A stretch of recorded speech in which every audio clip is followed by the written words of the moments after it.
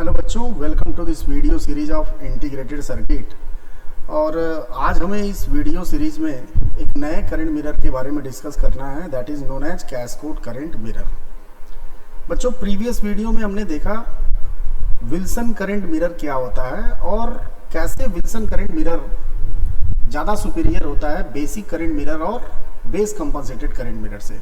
मैंने वहाँ आपको बताया था कि विल्सन करंट मिरर का output impedance very high with respect to basic current mirror and base compensated current mirror के। भाई, बेसिक और बेस कंपनसेटेड करंट मिरर का जो आउटपुट इम्पीडेंस होता है उसकी वैल्यू R0 होती है, और विल्सन करंट मिरर का मैंने आपको बताया था बीटा R0/2।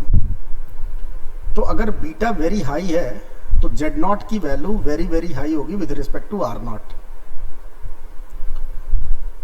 तो ऐसा होने से बच्चों लाभ क्या मिला हमको, एडवांटेज क्या मिला, बेनिफिट क्या मिला कि करंट मिरर के आउटपुट ट्रांजिस्टर में आउटपुट करंट और उसका कलेक्टर करंट का मैचिंग बहुत ज़्यादा एक्यूरेट हो गया। ठीक है, मीन्स अगर I0 और IC के मैचिंग में जितनी ज़्यादा एक्यूरेसी होगी करंट मिरर सर्किट उतना ही हमारे लिए बेटर होगा, और ऐसा तभी होगा जब आउटपुट इम्पीडेंस उसका बहुत ज़्यादा होगा। That's why Wilson current mirror is more superior than basic current mirror as well as base compensated current mirror. अब बच्चों, आपके मन में एक प्रश्न होगा कि सर क्या हम इससे ज़्यादा आउटपुट इम्पीडेंस कर सकते हैं? तो बच्चों बिल्कुल कर सकते हैं। जवाब उसका ये है कि बिल्कुल इसका आउटपुट इम्पीडेंस, ऐसा करंट मिरर हम डिजाइन कर सकते हैं कि उसका output impedance Wilson current mirror के आउटपुट इम्पीडेंस से कहीं ज़्यादा होगा। तो इस तरह का रिक्वायरमेंट, इस तरह का डिजाइनिंग हम अचीव करते हैं कैस्केड अरेंजमेंट का यूज करके। यहाँ देखिए, मैंने ऑलरेडी बना रखा है कैस्केड अरेंजमेंट को, और आप भी कैस्केड अरेंजमेंट से बिल्कुल वाकिफ होंगे। बेसिकली कैस्केड अरेंजमेंट में दो ट्रांजिस्टर को हम यूज करते हैं, और दोनों ट्रांजिस्टर अलग अलग कॉन्फ़िगरेशन में होते हैं। एक होता है कॉमन बेस कॉन्फ़िगरेशन में और एक होता है कॉमन इमीटर कॉन्फ़िगरेशन में। यहाँ बच्चों हम इनपुट अप्लाई करते हैं कॉमन इमीटर वाले पे, और यहाँ पे हम बायस वोल्टेज अप्लाई करते हैं कॉमन बेस कॉन्फ़िगरेशन पे। अब सवाल ये है कि इसका आउटपुट इम्पीडेंस क्या होता है। तो यहाँ हमें कैलकुलेट नहीं करना है, डायरेक्ट हमें रिजल्ट पे बात करनी है। बच्चों, कैस्केड अरेंजमेंट का आउटपुट इम्पीडेंस कैस्केड एम्पलीफायर का output impedance Wilson current mirror के आउटपुट इम्पीडेंस का डबल होता है। मीन्स इसकी वैल्यू बीटा R0 के इक्वल होती है। तो जाहिर सी बात है बच्चों कि इसका output impedance Wilson current mirror का डबल है, इसलिए I0 और IC के मैचिंग में और ज़्यादा एक्यूरेसी आ जाएगी as compare to Wilson current mirror. That's why cascade current mirror is more superior than Wilson current mirror, और ये हमारे लिए बहुत ही अच्छी बात है। तो आई होप दैट बच्चों आपको ये तो समझ में आ गया होगा कि क्यों cascade current mirror Wilson current mirror से ज़्यादा सुपीरियर होता है। और अगर हमें कहीं as a current source use करना होता है तो हम सबसे बेस्ट करंट मिरर को यूज करेंगे, और वो हम कैस्केड करंट मिरर को यूज करके फुलफिल करेंगे। बात समझ में आई बच्चों? तो अब बच्चों हमें देखना है कि इसके सर्किट डायग्राम को हम कैसे स्केच करेंगे, कैसे हम डिजाइन करेंगे इसके सर्किट डायग्राम को। तो यहाँ देखिए, मैंने कैस्केड अरेंजमेंट को यहाँ कॉपी कर लिया है, और कैस्केड अरेंजमेंट में जो ट्रांजिस्टर लगे हुए हैं उन्हें हमें करंट मिरर ट्रांजिस्टर से ड्राइव करना है। मीन्स यहाँ हम कनेक्ट करेंगे एक ट्रांजिस्टर,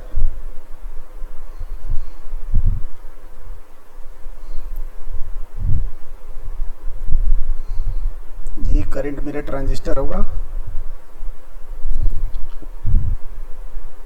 यहाँ हमारा सप्लाई वोल्टेज V और ये रेजिस्टेंस R,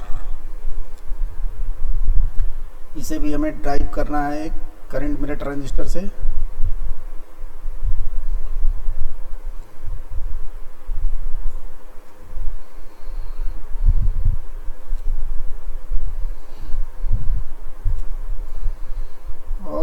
दोनों ट्रांजिस्टर को हमें कनेक्ट करना है और इमीटर को हमने कर दिया बच्चों ग्राउंड। तो ये पूरा जो अरेंजमेंट आया, इस अरेंजमेंट को हम कैस्कोड करंट मिरर के नाम से जानेंगे। ठीक है, तो अब सवाल ये है कि कैसे इसमें आउटपुट करंट को, यहाँ है आउटपुट करंट, रिलेट करेंगे हम रेफरेंस करंट से। तो आइए इसकी एनालिसिस करते हैं हम। ये हमारा रेफरेंस करंट है, सारे ट्रांजिस्टर का नामकरण करते हैं। ये है ट्रांजिस्टर Q1,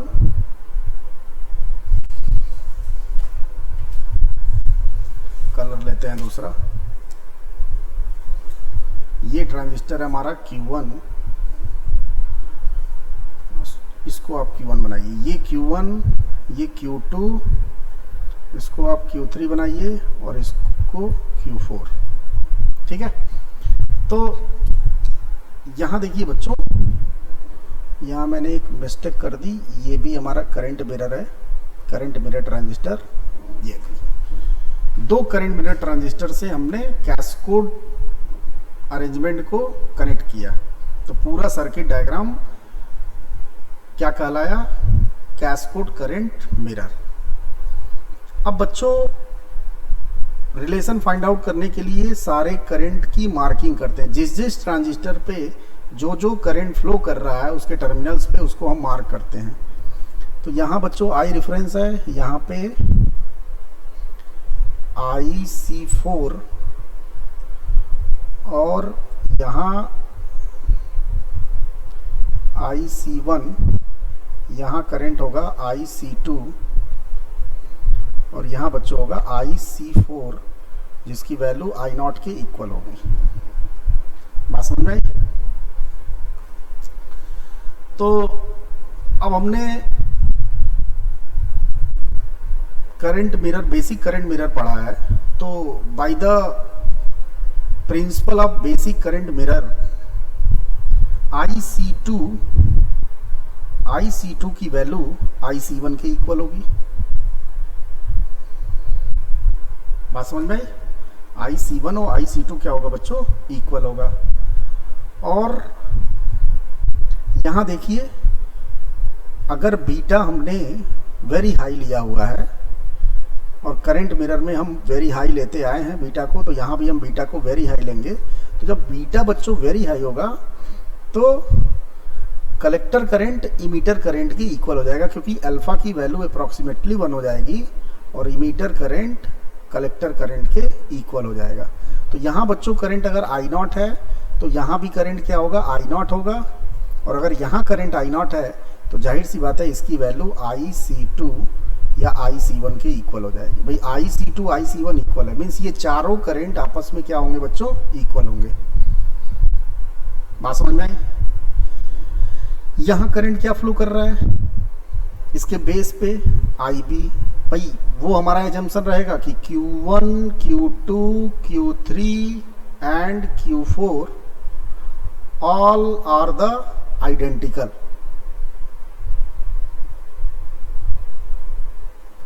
ठीक है, तो यहाँ बेस में IB करंट, यहाँ के बेस में भी IB करंट, इधर भी IB,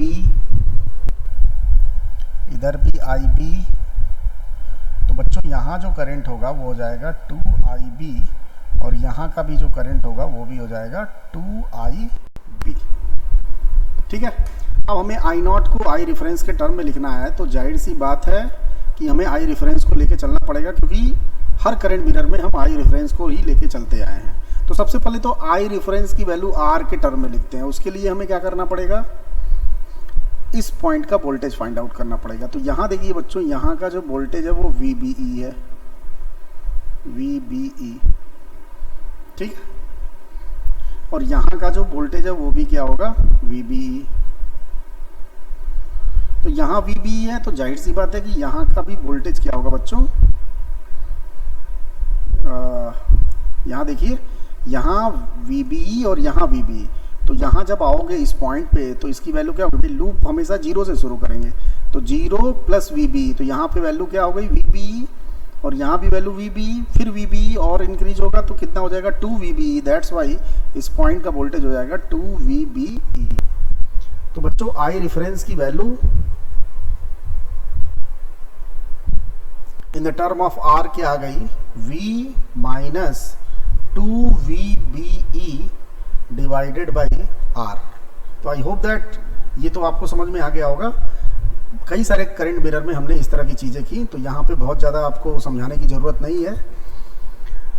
अब आते हैं आई नॉट को आई रेफरेंस के टर्म में लिखने। तो रेफरेंस करंट से ही शुरुआत करते हैं भाई। यहाँ आई रेफरेंस का वैल्यू अगर इस जंक्शन पे हम KCL अप्लाई करें बच्चों, तो आई रेफरेंस का वैल्यू देखिए क्या होगा, 2IB प्लस IC4। तो यहाँ आप लिख सकते हो IC4 प्लस 2IB।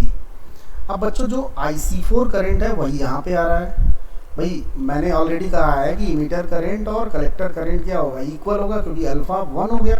तो यहाँ बच्चों जो करंट आएगा उसकी भी वैल्यू क्या होगी, IC4 होगी। अब IC4 को आप क्या लिख सकते हो, IC4 can be written as 2IB plus IC1। तो यहाँ मैंने क्या किया भाई, यहाँ देखिए ना, आप KCL अप्लाई करोगे तो IC4 की वैल्यू क्या होगी, this current plus this current, और ये वाला करंट क्या है, IC1 है, और ये वाला करंट 2IB है। That's why IC4 can be written as IC1 plus 2IB, और 2IB पहले से है, तो इसकी वैल्यू टोटल आ गई IC1 प्लस 4IB। बात समझ में आई बच्चों? तो चलिए इसको कंटिन्यू करते हैं। अब IC1 I0 के इक्वल है भाई। IC1 किसके इक्वल है, I0 के इक्वल है। और IB को आप क्या लिख सकते हो, अभी इसको IC1 ही रहने दो, क्या आप IB को IC1 डिवाइडेड बाई बीटा लिख सकते हैं? बिल्कुल लिख सकते हैं। बहुत सारे करंट मिरर में ऐसा करते हैं हम लोग। IB किसका करंट है, सबका बेस करंट है, हर ट्रांजिस्टर का बेस करंट है, तो किसी के भी कलेक्टर करंट के फॉर्म में लिख सकते हैं। तो हमने माना IB जो है Q1 का बेस करंट है, ठीक है ना। इस IB को हमने मान लिया IB1। तो जाहिर सी बात है बच्चों, IB1 को हम लिख सकते हैं IC1 by beta.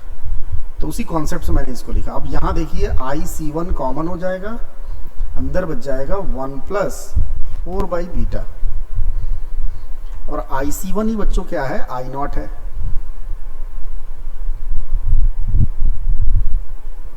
One plus 4 by beta. तो फाइनली I0 की वैल्यू आ गई बच्चों। यहाँ देखिए आप आई रेफरेंस में डिवाइड करोगे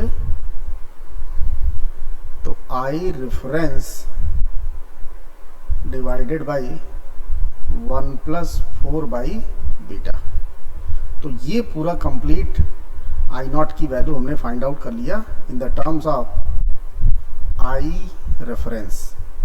अब जरा देखते हैं कि क्या I0 जो कि इनपुट करंट का रेफरेंस करंट का रिफ्लेक्शन है, तो कितना इसके इक्वल आता है, इससे कितना मिलता जुलता है इसका रिफ्लेक्शन। तो इसके लिए मैंने एक एग्जांपल ले लिया कि एज्यूम आई रेफरेंस, वही अपना पुराना वाला I reference equal to 1 milli ampere, beta हमने ले लिया बच्चों 500। तो for 1 milli ampere and beta equal to 500 के लिए I0 हमने कैलकुलेट किया, तो ये वैल्यू आ गई 1 milli ampere divided by 1 plus 4 by beta है 500। और जब आप इसको कैलकुलेट करोगे बच्चों तो ये आ जाएगा 992 micro ampere and it will be approximately equal to 1 milli ampere. That's why for this current mirror I0 is equal to I reference। तो आपने देखा कि आउटपुट करंट जो कि इनपुट करंट का रिफ्लेक्शन है, और हमने एनालिसिस करके ये चेक कर लिया कि आउटपुट करंट आई इनपुट के आई रेफरेंस के इक्वल आ रहा है। तो बच्चों अब आप जरा इन चारों को कंपेयर करो। अगर मैं कंपैरिजन की बात करूं, basic current mirror, base compensated current mirror Wilson current mirror और कैस्केड करंट मिरर को, तो जाहिर सी बात है कि cascade current mirror is most superior than Wilson current mirror, basic current mirror as well as base compensated current mirror. I hope that बच्चों आपको ये करंट मिरर समझ में आ गया होगा कि कैस्केड करंट मिरर क्या होता है, क्यों सबसे ये सुपीरियर होता है और कैसे इसमें हम आउटपुट करंट का एक्सप्रेशन फाइंड आउट करते हैं। तो इस वीडियो के लिए बस इतना ही। नेक्स्ट वीडियो में मैं जितने भी हम लोगों ने करंट मिरर की स्टडी की उसका मैं कंपैरिजन करूँगा। तो थैंक यू वेरी मच।